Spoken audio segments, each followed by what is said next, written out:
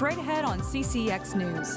A stubborn problem fought against by an animal with a stubborn reputation.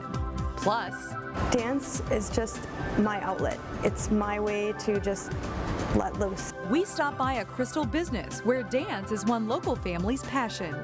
And they're called invisible illnesses. It's a dramatic and potentially life-changing diagnosis. But this week in a CCX News special report, we shed light on Crohn's and colitis. CCX News starts right now. Hello everyone, and thanks for joining us. Hennepin County continues to wage a war against an invasive species. This week they are trying to eradicate buckthorn near the Public Works facility. And reporter Meredith Hackler shows us why you might be surprised to see what the latest weapon in the buckthorn battle is. You've probably seen a goat video or two on the internet, and while their antics are pretty cute, Hennepin County is using these hungry hoofed animals to tackle some big issues. The goats were brought in to control the buckthorn, an invasive woody species that we have in this forest. Buckthorn is an invasive species that is spread throughout wooded areas across the country. It crowds out native plants and makes it harder for them to thrive. We did some cut and treat of the buckthorn, and then you get the resprout of that buckthorn. And that resprout, rather than coming in and spraying a lot of chemical around and destroying the natural vegetation, we're using the goats. And they eat up that buckthorn. They seem to love the buckthorn. Some might ask why goats are used to do a job that could be done by humans. Those with Goat Dispatch, the company that provides the goats, say in some cases they do a better job. Usually we go into ravines or big bluffs and stuff like that where it's hard to actually walk and maneuver over the terrain, and big equipment or manpower would take too long or be too dangerous in some areas, and it's a lot easier to fence in an area and let the goats have at it and maneuver all those areas where humans may not be able to. And while the goats might be able to maneuver tough terrain more easily than humans, they're also eco-friendly. The goats are a fairly inexpensive way to control them, and really more environmentally friendly, just because we're not using so much chemical, And we do have native species out here, herbaceous layers, the ephemeral flowers, all that type of thing that gets hurt when you start using herbicides. In Medina, Meredith Hackler, CCX News. This time of year, the buckthorn is easy for goats to spot in the forest because it remains green after most of the other plants have gone dormant. Brooklyn Park Police will play a role in security when Minneapolis hosts the men's basketball Final Four. The Brooklyn Park City Council this week is expected to approve an agreement with the city of Minneapolis. Under the agreement, Brooklyn Park Police will provide a K-9 team used to detect potential explosives. The city of Minneapolis will reimburse Brooklyn Park for the wages of the officers. Monday night, Maple Grove will swear in 3 new police officers, as well as possibly giving the final stamp of approval for a second police K-9 handler and K-9. The 2 K-9s will work opposite shifts. So far, the first K-9, named Kalo, seen here in this video, has been successful in weapons searches and tracking burglary, robbery, and sexual assault suspects. The cost of the second dog is $84,000, and it's worthwhile to note the Maple Grove Lions Club contributed $25,000 toward the new K-9. A bridge replacement kicks off today that will improve traffic flow within the Elm Creek Park Reserve. Hennepin County started work Monday reconstructing the Elm Creek Road Bridge and 1,000 feet of connecting roadway. They will be adding a second travel lane and new guardrails to shoulders to that section of road. The bridge area will be closed for about 6 months, and look for detours during that closure. Sometimes it's hard getting ready for winter, especially when you find out your snowblower isn't ready for winter either. And for folks with a broken blower, might be a while before it's fixed. Probably running about 3 weeks right now. Yeah, okay. It's been a busy season. Busy not just with snowblowers, but also lawnmowers. The store is running a program where they store the lawnmower over the winter, and by spring it will be tuned up and ready to cut. That will cost you about $100. Jennings tells us a whole truckload already went to the Central Repair Center this morning. Word has quickly spread about a relatively new dance school in Crystal. Intrepid Dance Company opened over the summer and now teaches 80 students. As Corey Bork reports in this week's Business Matters, the school is rooted in family. At Intrepid Dance Company in Crystal, it is a whole new world. A world where you learn to hop, tap, and have fun. Point your feet, point your feet. It's a world Melissa McCabe has enjoyed since she was 4 years old. First inspired by watching ballerinas on TV. I would try to do what they were doing as a little girl, and then my parents just enrolled me in class, and I haven't stopped dancing since. Now as owner of her own studio, she gets to share her passion with students. 1, 2, 3, 4, 5, 6, 7, 8. And at her Crystal studio, there's a lot to learn. There's ballet, there's classical ballet, point, and hip hop, jazz, contemporary, lyrical. And a lot to overcome. A message Melissa shares with her 13-year-old daughter. Even when she's like, I can't do this, I want to quit, and you're like, no, you can do this. I had those moments too, everybody does. It's how do you overcome it? How do you push forward? Receptionist Pat McGee picked up on Melissa's inspiration. I love dance, but I never thought I could do it. But it helps to have a dancing daughter. But actually, she started the whole family out. Mom followed daughter, Dad followed too. She made her dad and I proud that she was able to do what she wanted. She was a beautiful dancer, awesome choreographer, and she still makes us proud today. Today, that joy is seen in all the students. Like 8th grader Ethan Elam. I would say it's definitely like a really fun thing to do in free time, and you could even pick it up as like a sport or a hobby, and I would really recommend trying out different dance styles. Ethan fell in love with hip hop. Dance is his refuge. It really does help relieve stress for me sometimes, and it's a really good way to connect with music. It's Melissa's outlet as well. She enjoys running a business that doesn't seem like work. I get to share my love and my passion of dance with the community, with other dancers that enjoy it too, just like me. So it's been great. For Business Matters, Corey Bork, CCX News.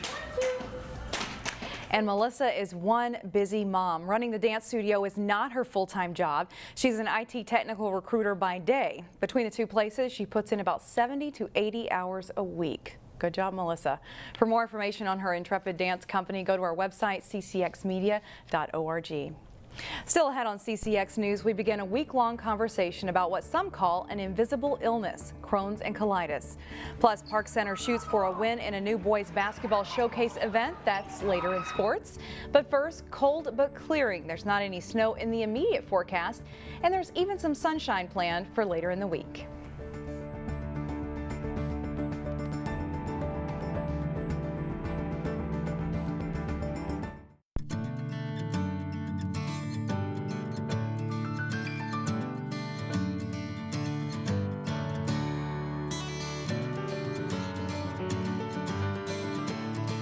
It is Crohn's and Colitis Awareness Week, and today we're kicking off a series to shed more light on the two digestive diseases. They are often called invisible illnesses because on the outside you can't tell if someone has Crohn's or colitis.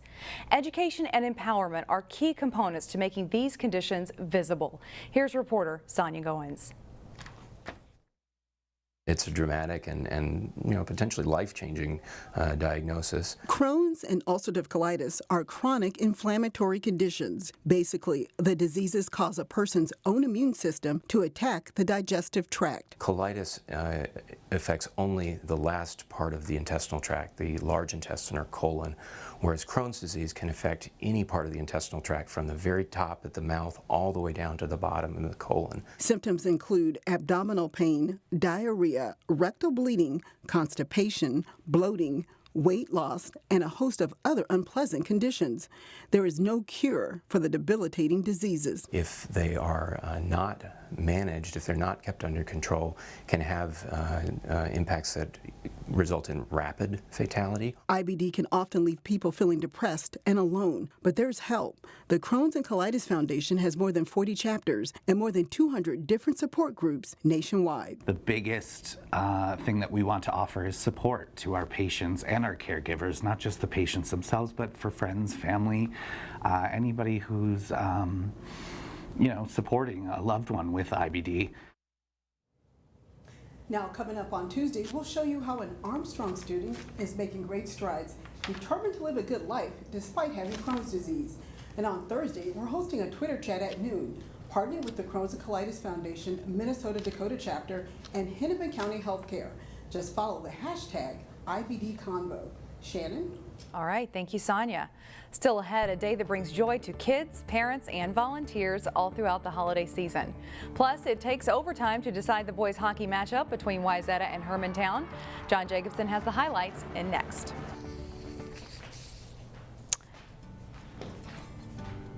That's weird.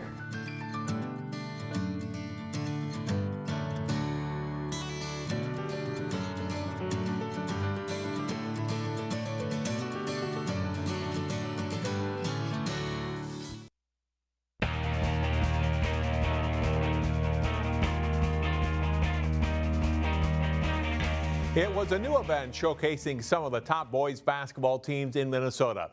The Big 12 Classic featured 6 games at Cretin-Derham Hall High School, with 3 of the games involving teams from our area. That included Park Center facing Prior Lake.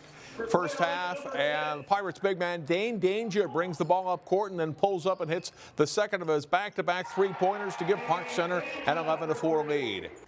Datavius Frierson in transition goes right at the Prior Lake defense and scores, and the lead grows to 12 at 16-4. I think those Lakers in trouble in this game early. Josh Lewis drives down the lane and hits the floater and draws a foul. Park Center's up 16 in the first half and leads by 17 at halftime. Second half, the Lakers rally. Dawson Garcia with a 3 from the corner. He had 32 points. And then Jackson Jaycox passes in to Robert Jones for the big dunk. Prior Lake actually briefly took the lead, much to the dismay of Park Center head coach James Ware. But the Pirates do win this one. Tommy Chapman recovering the ball and scoring 2 of his 13 points. And late in the game, Frierson finds Emmanuel Tamba alone for the basket. Tamba with the hoop, and the Pirates win this one 66-64. Also at the Big 12 Classic, Wayzata defeated Cretin-Derham Hall 69-63. Johnny Benegas scored 18 points for Wayzata. Cody Williams added 17. And Hopkins lost to top-ranked Eastridge 74-65. Kendall Brown with 26 points to lead the Raptors. Zeke Naji had 20 for the Royals. The weekend also featured a big event for girls basketball teams. The Breakdown Tip-Off Classic at Hopkins High School featured a number of teams from our area and around Minnesota. One of those games featured a rematch of last year's state Class 4A title game, Hopkins and Eastview. The Royals' Delayla Shakola is tough around the basket, gets the offensive rebound and goes strong to the hoop here and scores 2. Lauren Glass banks it a long 2-pointer for the Lightning. She leads Eastview in scoring with 18 points on the night. Hopkins All-State guard Paige Beckers with a nice pull-up jumper here from the elbow, and that's 2 of her 25 points. Royals lead it by 3. And then it's Beckers hitting from about 24 feet out here, bombing in a 3, part of a 22-5 Hopkins scoring run. They lead by 16 at halftime. Second half, it's Shakolas grabbing another offensive rebound. She'll kick the pass out to Amaya Battle. The freshman's 3-pointer puts Hopkins ahead 49-26. Beckers hands off the pass to Battle here, and she drives and hits from 17 feet out. Battle with 14 points in the game, and the Royals go on to a convincing win over Eastview, 75-48. It feels really good. It's definitely a statement win for us. They beat us 2 times last year, and the most important game, the state championship game, they beat us, so we wanted this one back. It's been on our mind the whole entire season since we lost last year in the locker room. They made a statement that they beat us, and we made a statement tonight by coming out here and just doing what we do and beating them. In other games involving local teams at the Breakdown, it's Holy Angels defeating defending Class 3A state champion Cooper 74-66. In a wild game, Park Center defeated Prior Lake 99-95. Delia McKenzie scored 32 points and Tanae Griffin 28 for the Pirates.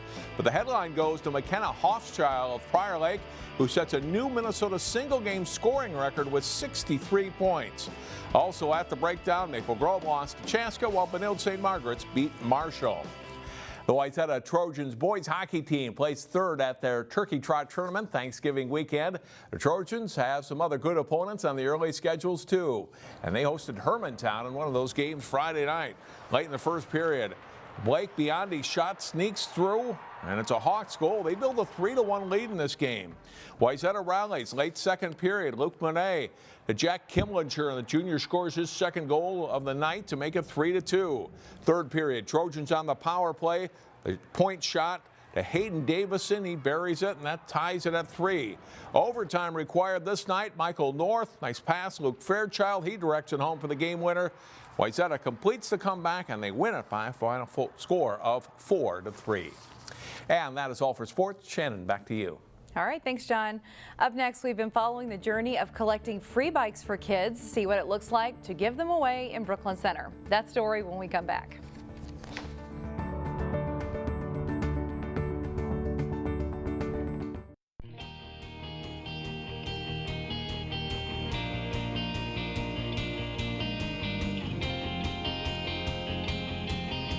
Volunteers collected, repaired, and then gave away an astounding 7,000 bikes this year through the Free Bikes for Kids event. Photojournalist Dustin Scholl shows us how a bicycle made a difference not only to kids, but to their parents too. Are you guys excited to get a bike today? Yeah? Today is our big day. We are giving away thousands of bikes to kids in our community. So many happy faces, so many kids are getting a bike for the first time, and we couldn't be happier. Ready? Let's go.